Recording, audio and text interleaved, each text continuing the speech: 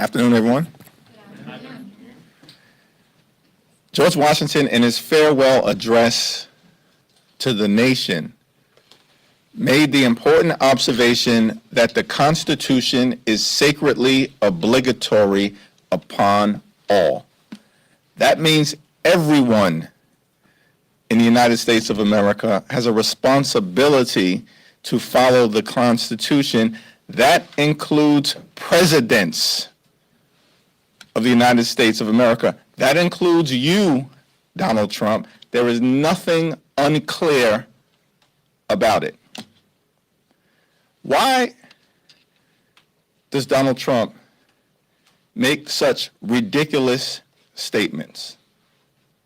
Like he's unsure as to whether he has a responsibility to follow the Constitution. Why is the Republican Party stuck with Marjorie Taylor Greene as their candidate for the United States Senate seat in Georgia? Why is the top thing that House Republicans going to do this week on their legislative agenda renaming the Gulf of Mexico? It's because Donald Trump and House Republicans are on the run.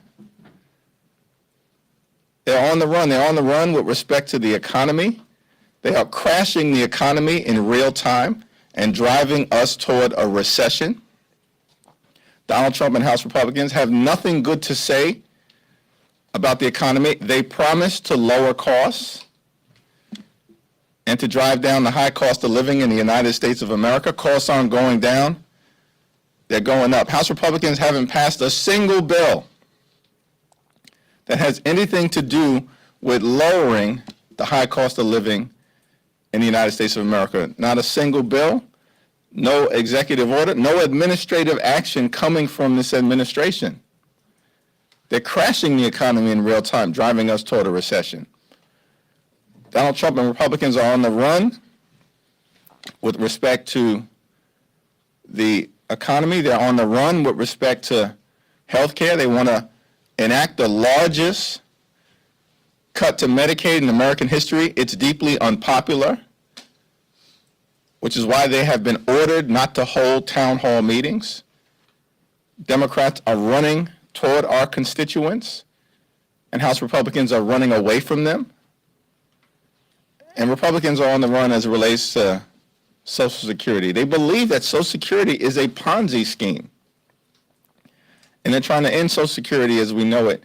Democrats are here to protect and strengthen Social Security. So when you have Republicans in barely 100 days on the run, on the economy, on health care, and on Social Security, ridiculous statements are made, or they're left with scratching the bottom of the barrel as it relates to candidates for U.S. Senate seats. And they're forced to cancel hearings like Republicans were compelled to do this week because they have nothing of value or substance for the American people. They are on the run, and Democrats are going to keep the pressure on.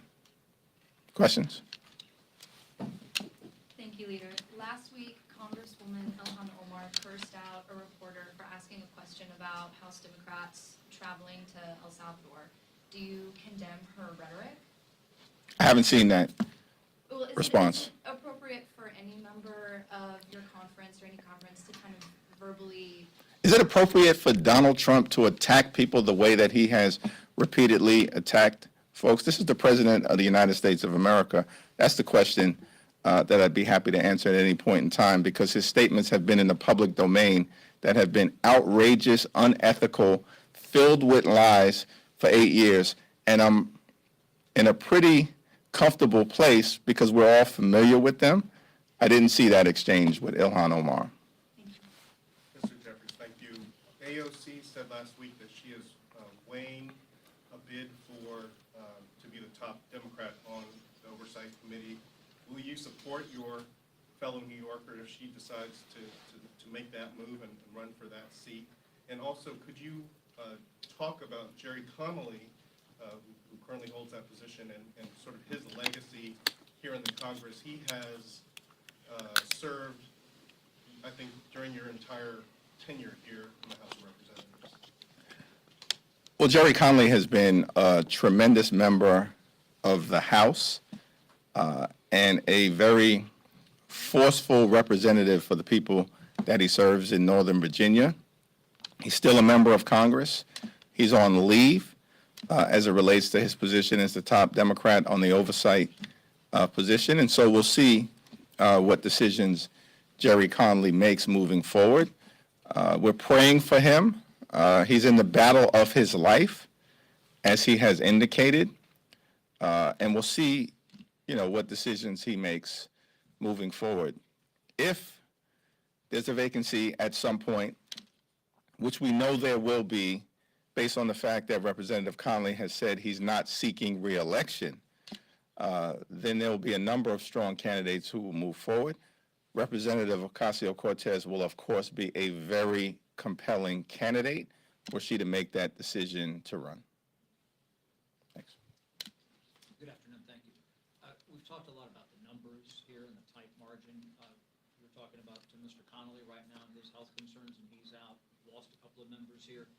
What are you saying to members to say, look, we know they have problems on their side of the aisle as we move forward on this big, beautiful bill, trying to get all their people on board here.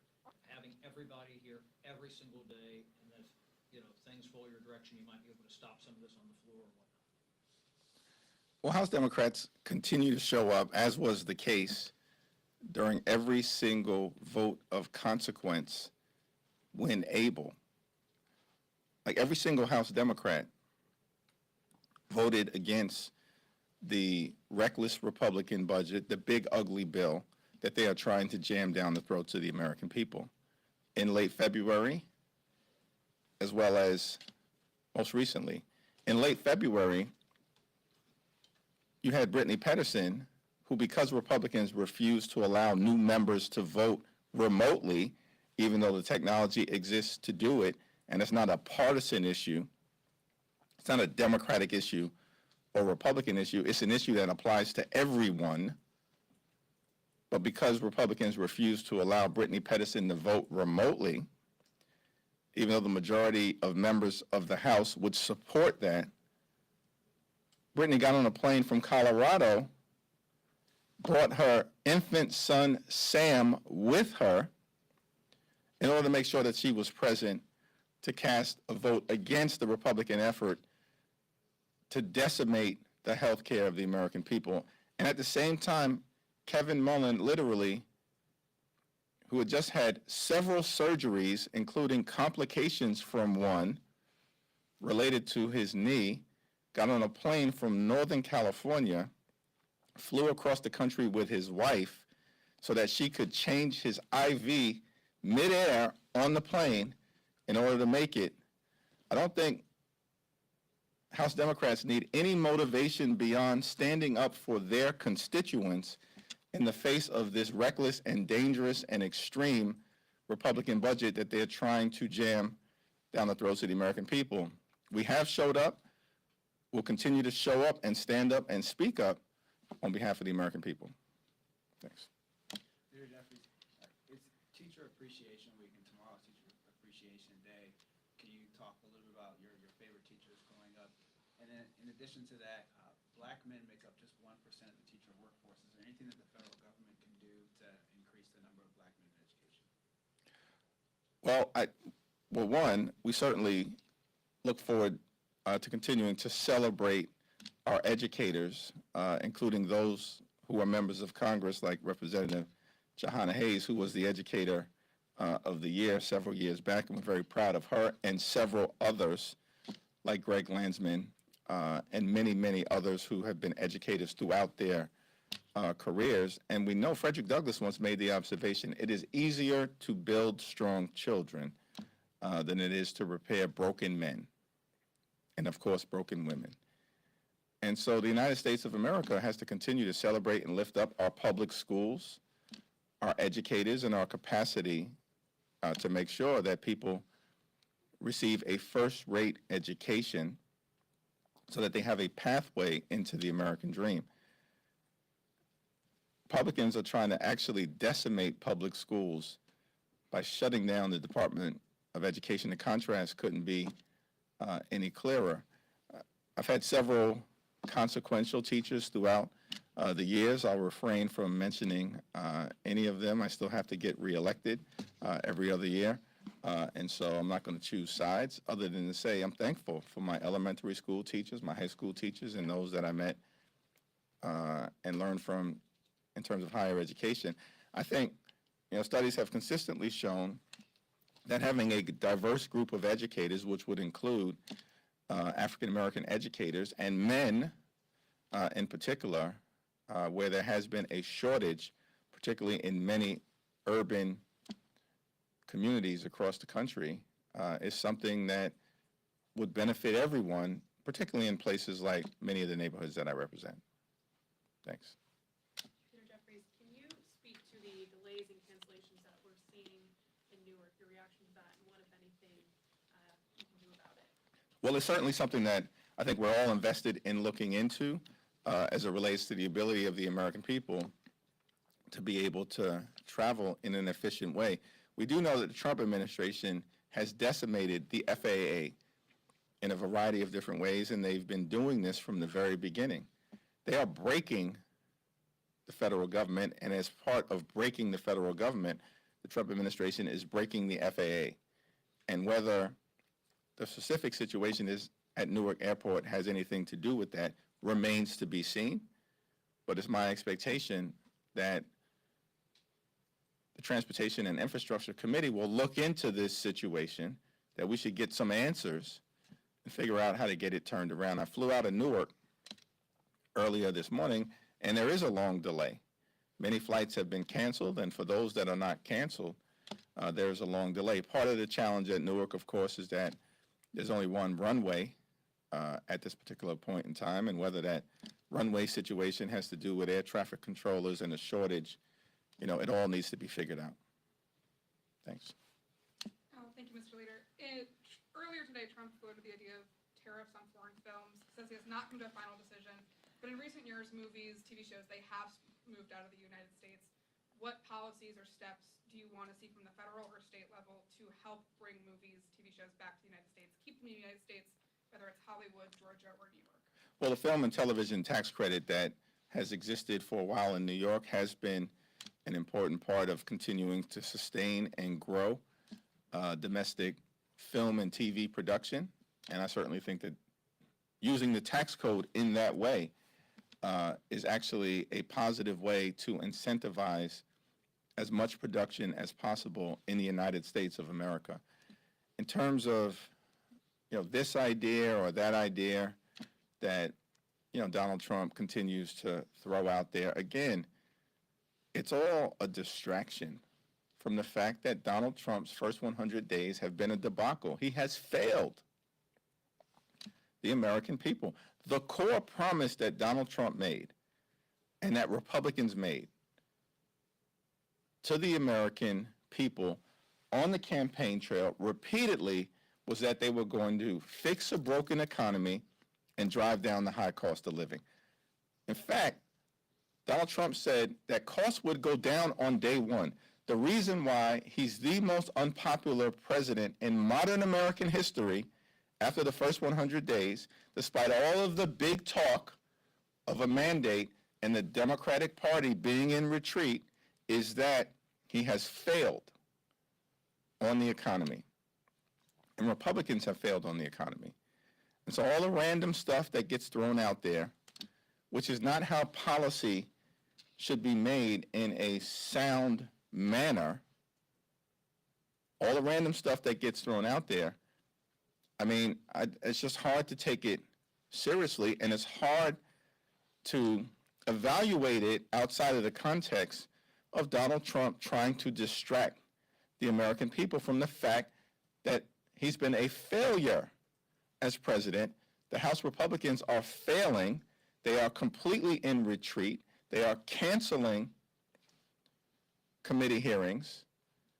They keep blowing through their own deadlines. Originally, this big, ugly bill was supposed to be enacted by early April. We're now in May. They're canceling hearings. They said, well, we're going to get this done by Memorial Day. That ain't happening either. And it's because the American people view these Republican policies as dangerous and harmful. And Republicans haven't figured out how to break away from being a rubber stamp for Trump's extreme agenda. And that's why we're seeing this level of paralysis. Thank you, Mr. Leader. There's been some preliminary discussions about some carve-outs for small businesses, for farmers, as it relates to the tariffs, the economic impact of the tariffs. Do you support, do House Democrats support some sort of relief, some sort of, emergency assistance? Should it come to that based on how the economy is moving towards, recession because of these Trump tariffs? Donald Trump and House Republicans are crashing the economy in real time, raising the cost of living, hurting farmers, hurting small businesses, and hurting everyday Americans, and driving us toward a recession. The best thing that could be done is for Donald Trump and House Republicans to change direction. None of this was promised or talked about. I think we were promised, what, a golden age in the United States of America? Not a recession. But that's what Republicans are bringing about. So yes, we're going to continue to stand up for our farmers, but the farmers also need relief from the reckless approach to the economy that is actively hurting them and the American people. Thanks. Thank you, Leader. We hear a lot from Republicans who would like for Democrats to keep talking about the immigration issue because they feel this is an issue that the majority of Americans are on their side with. Do you think Democrats have learned anything from the previous election cycle? Poll after poll after poll now actually has Donald Trump underwater on the immigration issue. Thank you, Leader. We've seen a lot of people like President Biden, Joe Biden, Kamala Harris coming back out and speaking on behalf of Democrats on a variety of issues. Do you think this is a good thing that they're coming back and still being involved in politics, and do you want to see more from them, and what would you like to see more of in the future? Well, Joe Biden and Kamala Harris, as they've indicated, they're still citizens. They still care about this country. And, if they have something to say, they're going to say it. As House Democrats, we're going to continue to keep our focus on the economy, on driving down the high cost of living, on protecting and strengthening Medicare, Medicaid, and Social Security, and saving these important parts of the fabric of America from reckless Republican attacks. Thank you, Leader. Two of your more vulnerable members are now running for Senate, Congresswoman Angie Craig and Congressman Chris Pappas. And I know that Cook Political Report moved Angie Craig's district more in favor of Republicans. Do you see this as a potential liability for Democrats next year, especially given the slim margins and you guys needing to flip the House? We're going to hold both seats. President Trump attacked a member of your caucus over the weekend, Jasmine Crockett. Do you intend to seek increased protections or security for members of your caucus who are facing threats? I didn't see President Trump's attacks. I haven't had an opportunity to talk to Jasmine, but of course we'll make sure that she has all the protection, both locally and in Washington, D.C., that she needs. Do you and Senator Booker have anything else planned moving forward? Anything you're looking forward to on that? To the extent we do, we'll announce that at a time and date of our choosing. Thanks. Senator Jeffries, how do you feel about the Senate stablecoin bill, the Genius Act? Haven't had an opportunity to take a look at it. Do you favor giving that industry, a more favorable regulatory regime than what they've got now? I think the current situation where there is no regulation will become increasingly untenable.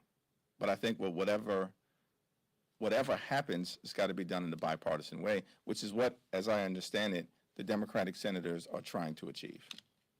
Last question.